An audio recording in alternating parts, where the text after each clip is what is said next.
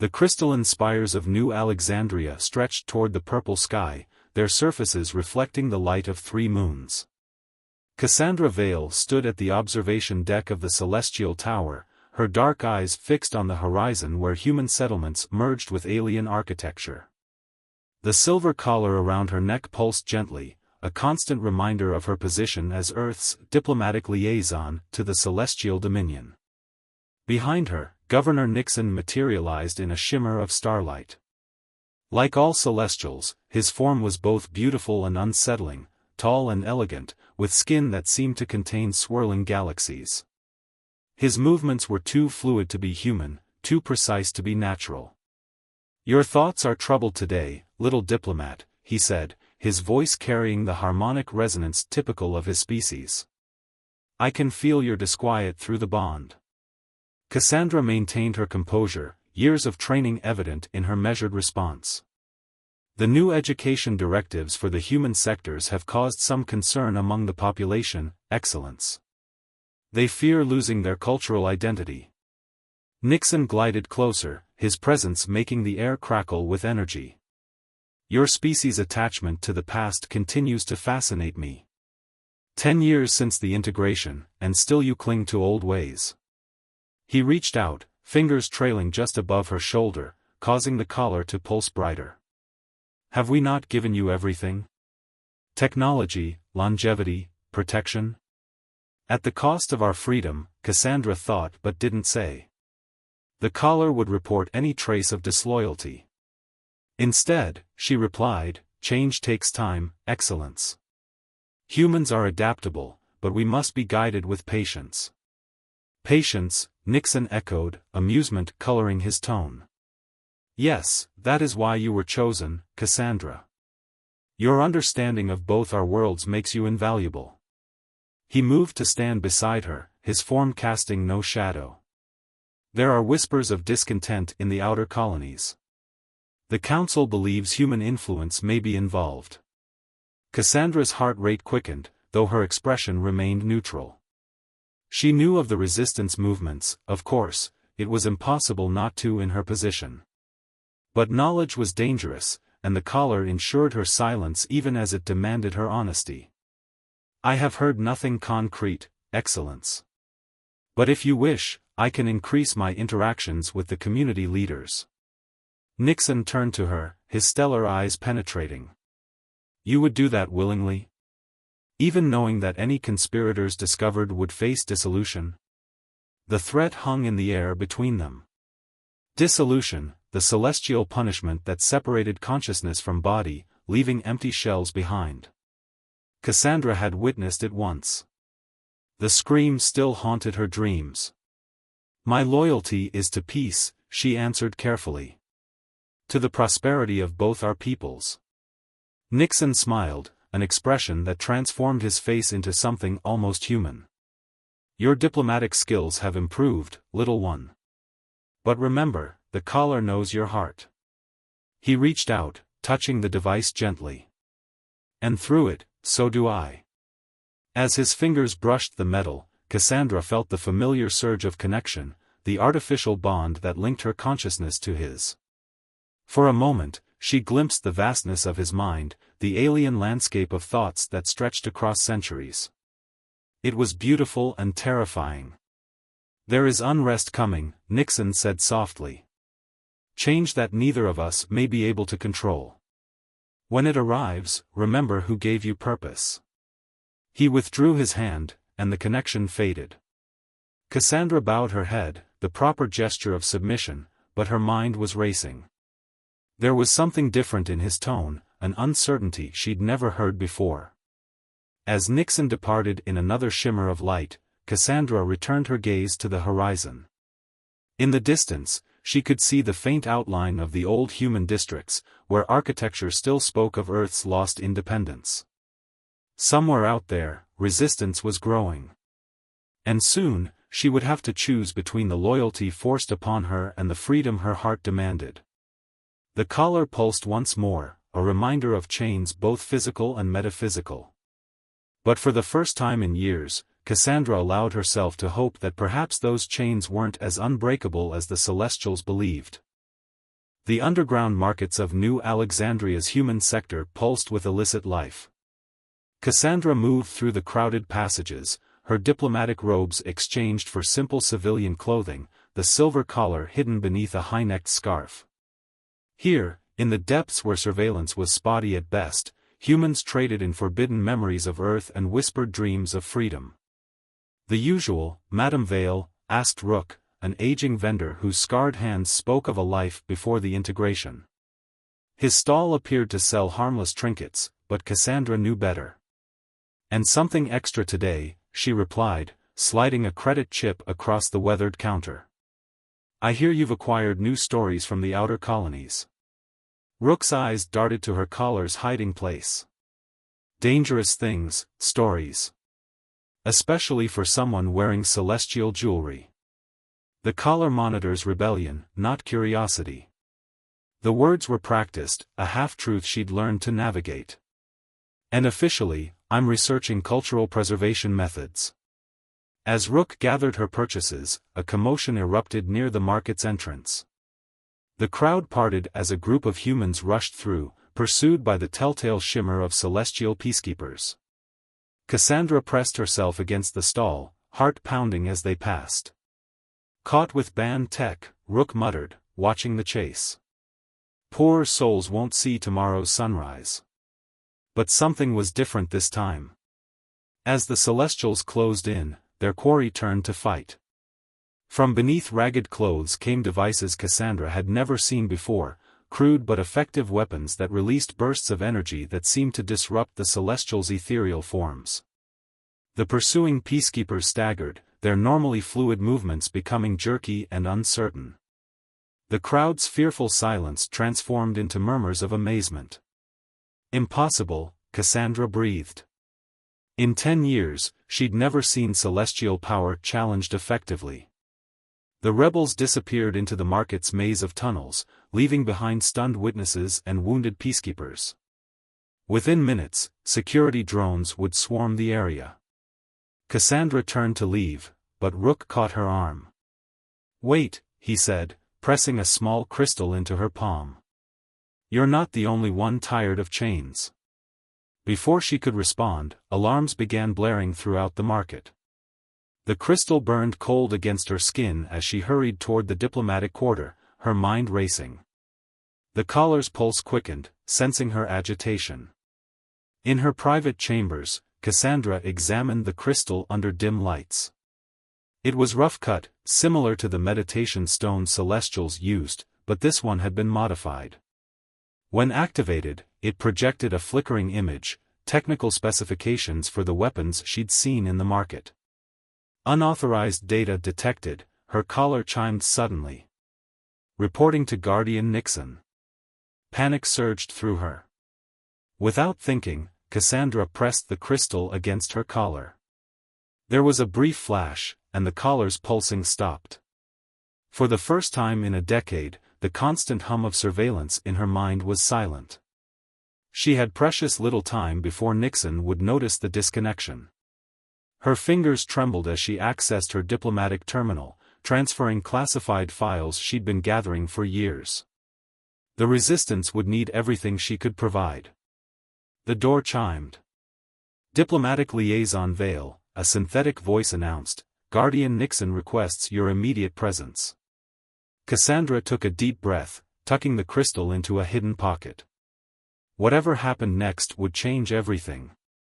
As she stepped into the corridor, she felt lighter despite the weight of her choices.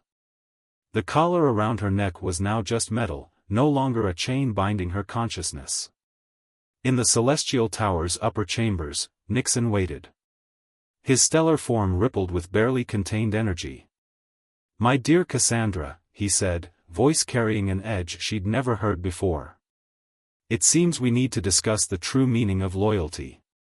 She stood straighter, meeting his gaze directly for the first time. "Yes, Excellence. I believe we do." The doors sealed behind her with a final sounding click. Outside, the 3 moons of New Alexandria cast their light on a city standing on the brink of revolution, unaware that the first chains of control had already begun to break. Nixon's private sanctuary hung suspended between earth and sky, a crystalline chamber where reality seemed to bend. Cassandra stood before him, her disabled collar now a dead weight around her neck, as swirling nebulae danced across his skin. "You disappoint me," he said, but there was something beneath the anger in his voice. "Years of trust, of sharing my knowledge with you, and this is how you repay it? Was it ever truly trust?" Cassandra asked, her voice steady despite her racing heart. "Or just carefully monitored obedience?" The chamber's walls rippled, reflecting Nixon's agitation. He moved closer, his form towering over her. "You think I enjoyed keeping you bound? That I took pleasure in limiting your potential?" His laugh held no humor. "You understand so little of what's truly at stake." Before Cassandra could respond, the sanctuary's entrance dissolved, admitting a squad of celestial peacekeepers. Their forms were less defined than Nixon's, more weapon than being. "The human sectors are in chaos," reported the lead peacekeeper. "The disruption technology is spreading. We've lost control of 3 districts already." Nixon's expression remained unreadable, but Cassandra caught a flicker of something unexpected in his stellar eyes: fear. "Implement containment protocols," he ordered. "No human leaves the city." "And this one?" The peacekeeper gestured toward Cassandra. "Leave us." When they were alone again, Nixon's form seemed to collapse in on itself, becoming more solid, more present. "You don't realize what you've done. What you've set in motion." "Then tell me," Cassandra challenged. "For once, speak the truth." He stared at her for a long moment, then waved his hand. The chamber's walls became transparent, revealing New Alexandria in its entirety. Fires had broken out in the human sectors, and in the streets, she could see crowds gathering. "Your people think this is about freedom from celestial rule," Nixon said softly. "But we never came here to conquer. We came to protect." "Protect us from what?" "From them." The view shifted, showing deep space. In the darkness between stars, something moved, shapes that defied description, void black against the cosmic background. The Devourers. They consume civilizations, break down the very fabric of consciousness. Earth was to be their next target. Cassandra's mind reeled. The integration, the collars. "A neural network," Nixon finished. "Billions of minds linked together, creating a psychic barrier the Devourers cannot penetrate. Your people's consciousness, guided by our experience, maintaining a shield around this sector of space." He turned to her, and for the first time, she saw him drop all pretense of superiority. "The collars were never about control, Cassandra. They were about survival. But we couldn't tell humanity the truth, panic would have shattered the network before it could be completed. And now? Now?" His form flickered with distress. "The network is failing. Every disabled collar, every mind that breaks free, weakens our defenses. The Devourers will sense it. They will come." Outside, the riots were spreading. Cassandra could see more flashes of the disruption weapons, more celestials falling.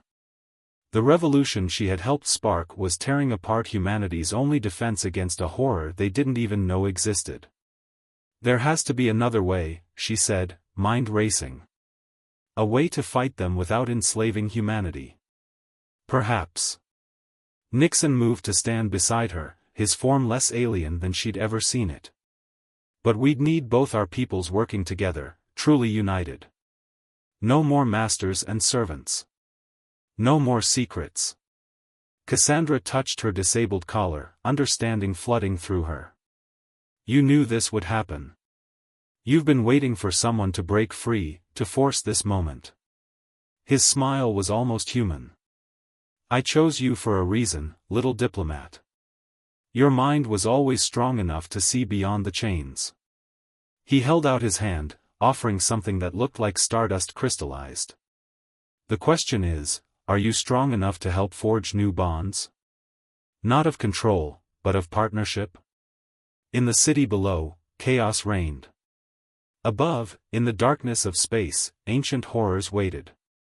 And here, suspended between the two, Cassandra faced a choice that would determine the fate of both her people and his. She reached for the crystal, and as her fingers touched its surface, the universe seemed to hold its breath. The moment Cassandra's fingers touched the crystal, her consciousness expanded beyond the confines of her physical form. The universe opened before her like a blooming flower, and she finally saw the truth in its entirety. Through the crystal's connection, she witnessed the neural network that bound humanity and the Celestials together, not as chains of control, but as a living tapestry of minds. Each human caller, each celestial consciousness, formed part of an intricate pattern that created a barrier of pure thought against the darkness. But now that pattern was unraveling. The Devourers, Nixon's voice echoed in her mind. They're already here. Through their shared vision, Cassandra saw them, vast shapes of anti-light that moved through the void, drawn to the weakening psychic shield like moths to a dying flame. Their very presence made reality shudder. In the city below, the revolution had reached its peak. Humans were dismantling their collars by the thousands, each broken connection creating another tear in humanity's only defense. The celestial peacekeepers had withdrawn, their power failing as the network collapsed. "We need to tell them," Cassandra said, her voice carrying across both physical and mental planes. "Show them what you've shown me." "There isn't time," Nixon responded, his form fluctuating between solid and stellar. "The Devourers will breach the barrier within hours. Once they break through. Then we make time." Cassandra gripped the crystal tighter, letting its power flow through her. "You're not the only one who can project thoughts anymore." She reached out through the remaining network, touching the mind still connected to it. Images flowed from her consciousness, the truth about the celestial integration, the horror waiting in the void, the real purpose of the neural link. She showed them everything, holding nothing back. The effect was immediate. Across New Alexandria, both humans and Celestials stopped in their tracks as understanding flooded through them. The riots paused as people grappled with the revelation that their fight for freedom had unknowingly doomed them all. But Cassandra wasn't finished. Through the crystal's power, she projected something else, a vision of what could be. Humans and Celestials working as equals, their minds linked not by collars of control but by choice and mutual need. A new kind of network, stronger because it was built on trust rather than submission. "It's not too late," she broadcast, her thoughts reaching every corner of the city. "We can rebuild the shield, but only if we do it together." Nixon's consciousness brushed against hers, surprise and admiration coloring his thoughts. "You're stronger than I ever imagined. But even if they believe us, even if they choose to help, the Devourers are too close. We can't restore the network in time." "Watch me," Cassandra replied. She pushed her consciousness further, reaching for the broken connections, the disabled collars, the fragments of the network scattered across the city. But instead of trying to force them back together, she offered a choice. "See the truth," she projected. "Choose for yourselves." One by one, minds began to reconnect, not through the old system of control, but through a new pattern that Cassandra wove with the crystal's power. Each consciousness that joined strengthened the whole, human and celestial alike, until the network began to reform into something entirely new. But the Devourers had sensed their vulnerability. As the first of them breached the outer edges of space, their presence sent waves of terror through the rebuilding network. Cassandra felt the minds around her waver, threatening to break away again. "Hold," she commanded, no longer the diplomatic liaison but something more. "Hold together. Show them we are not prey to be devoured, but equals joined in strength." Nixon's consciousness merged with hers, adding his power to her will. Around them, the new network blazed with combined human determination and celestial knowledge. The barrier between worlds began to reform, stronger than before.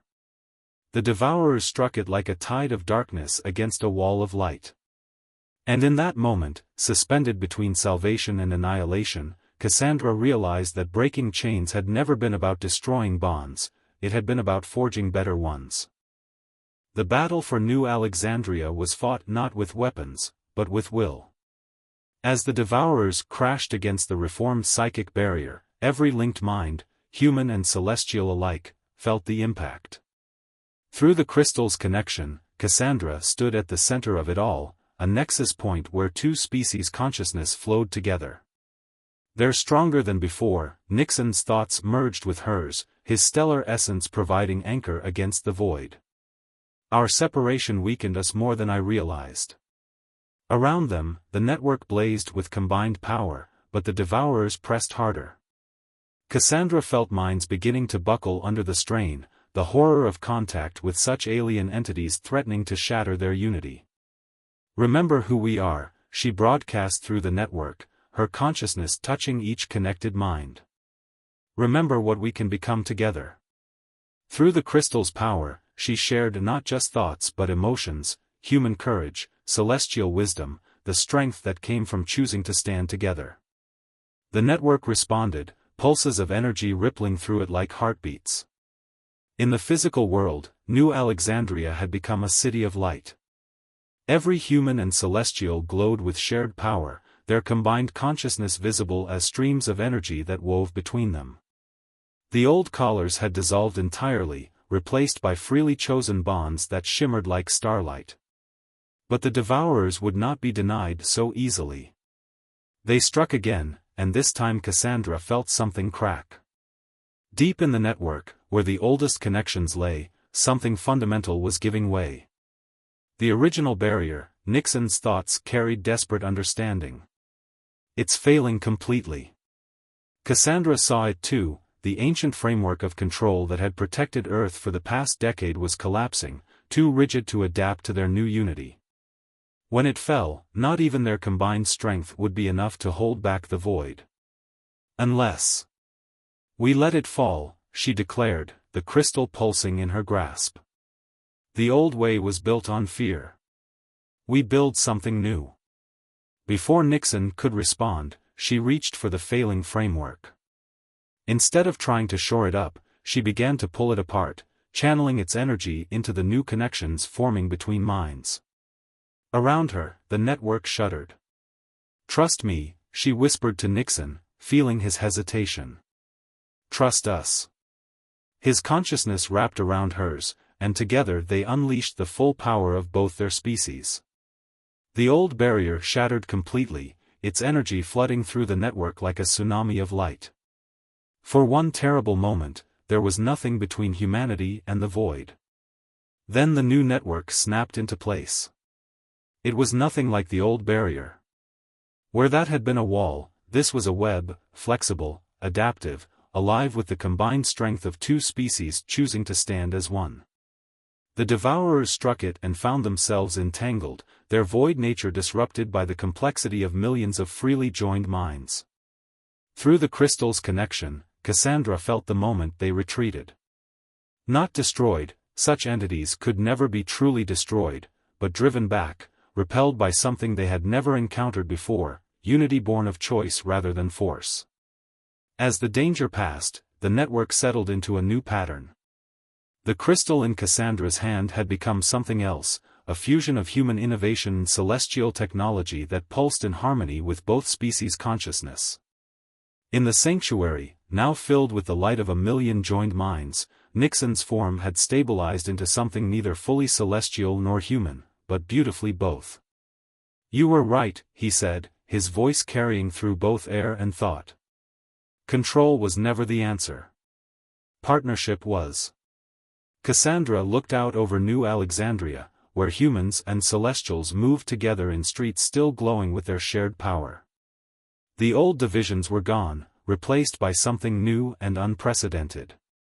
"What happens now?" she asked, though she could feel the answer forming in the network around them. "Now?"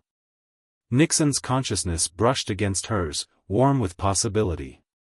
"Now we build something neither of our species could have imagined alone. Together." Above them, the 3 moons of New Alexandria shone down on a city transformed. The chains of the past had been broken, replaced by bonds freely chosen. And in the space between stars, a new kind of civilization was about to begin. Cassandra smiled, feeling the pulse of millions of minds united in purpose. The crystal in her hand, no longer a tool of control but a symbol of transformation, glowed with the light of dawn. The end was just another beginning.